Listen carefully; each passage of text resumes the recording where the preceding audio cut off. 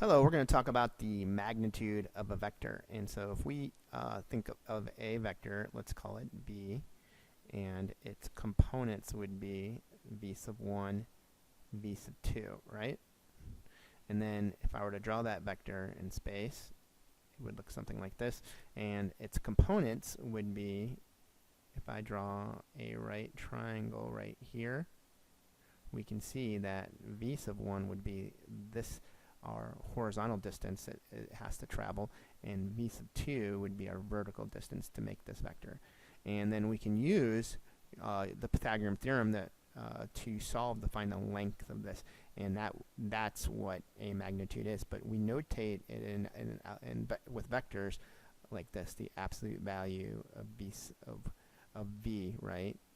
That is our notation for the length of this. So v means the vector itself, but if we write the little absolute value sounds, that means our magnitude. So what is the magnitude of b with these components? Well, that is going to be the square root of v sub 1 squared plus v sub 2 squared. So this guy squared times this guy squared would equal this guy squared, but then we take the square root, and this gives us a length. So this is our magnitude, is how we calculate our magnitude of any vector. So let's go ahead and look at an example, right? So example 12 says let vector u equal the vector with components 4, -3, and vector v 6k, right? So some k value here. So the first one asks us is calculate the magnitude of u. So the magnitude of u, right, is going to be the square root of 4 squared, right? So that's 4 squared plus a -3 all squared, and then this is going to be the square root of 16 plus 9, which is equal to the square root of 25. And we're going to finally get the magnitude of u is just going to be 5, because the square root of 25 is 5. Good. And if you can notice from algebra, right, that how this looks, or just geometry, you know, its legs are 4 and 3, and that's that first Pythagorean triple, 3, 4, 5 right triangle. So you could have figured it out that way. Sometimes you don't have to go through the work. And there you go. So next, let's do b. It says find the values of k such that the magnitude of b is 10. So we know it's the magnitude of b. In vector b, we have some k values. So I need to find out what k values makes this true. So the magnitude of b, right, is equal to 10, but I can figure that out by taking the square root of, what is it going to be? It's going to be 6 squared plus some value k squared. That has to be equal to 10, right? Now if I take the square of each side, I'm going to get 6 squared is 36 plus k squared, right? And then 10 squared is 100, right? Subtract 36, I get k squared equals 64, and then k is going to be plus or minus 8. So there's two values for k that this works, and we always have a positive 6, but then there's going to be a length at 8 and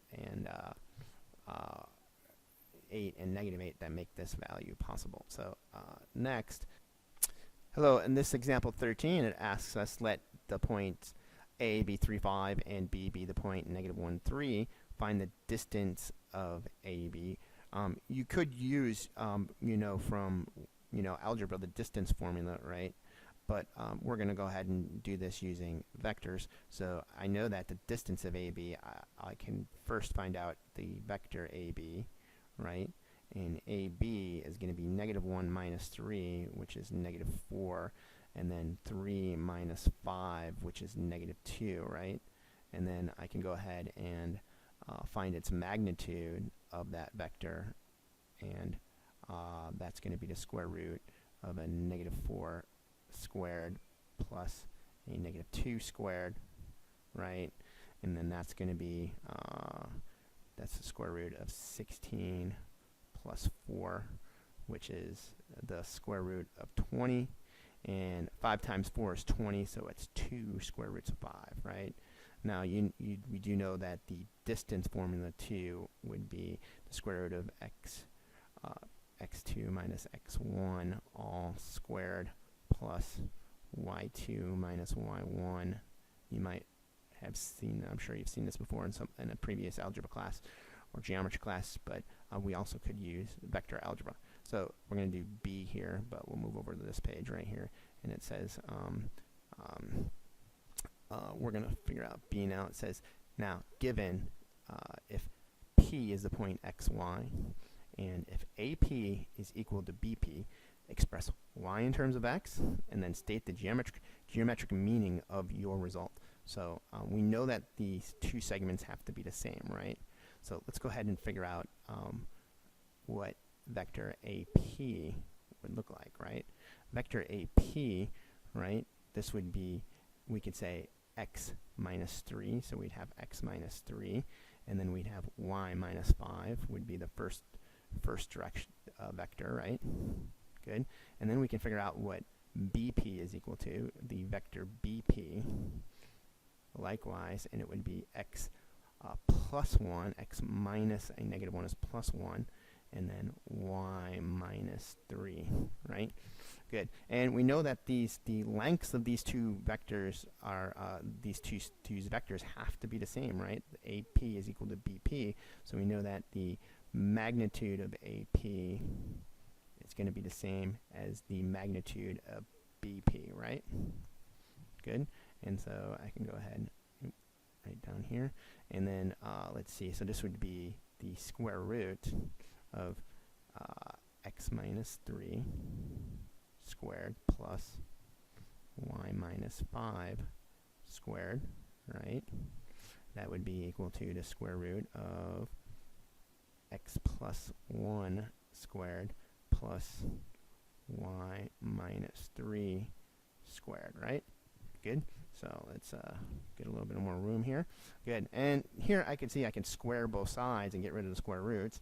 Now I'll expand this out. I'll get x squared minus 6x plus 9 plus y squared minus 10y plus 25, right?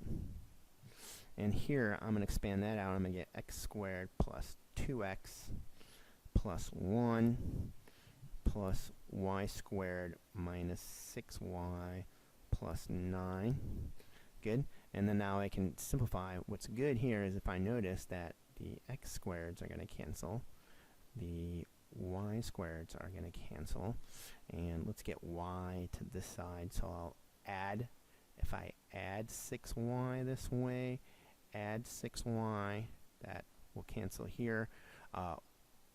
Let's see, I'll add 6x this way, I'll add 6x this way, and then let's see what I have up here. I got 9 plus 25, that's going to be 34, and then I'll have a negative 4y, plus 34 on this side, and then I'm going to have a 8x on this side right here. These are gone, and I got plus 10, right? And a little bit more space here. And then let's see, I subtract 34 this way. I'm going to get a negative 24. So, and then I'll have negative 4y is equal to 8x minus 24.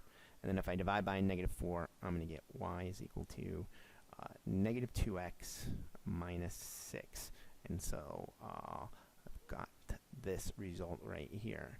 Now what is it asks us, what is the geometric meaning of your result, right?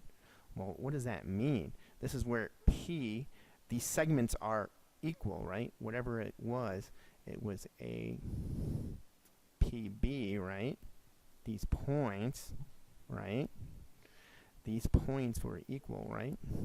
Good. This line, or the line y with a y-intercept of negative 6, that's where that line, it's a negative slope. You can think of a negative 2 slope. That's where all those points are equal on that line. And that's the geometric meaning, right? Every P has to lie somewhere on this line right here for these two to have the same for those 2 points A and B. Sound good, guys? Thanks.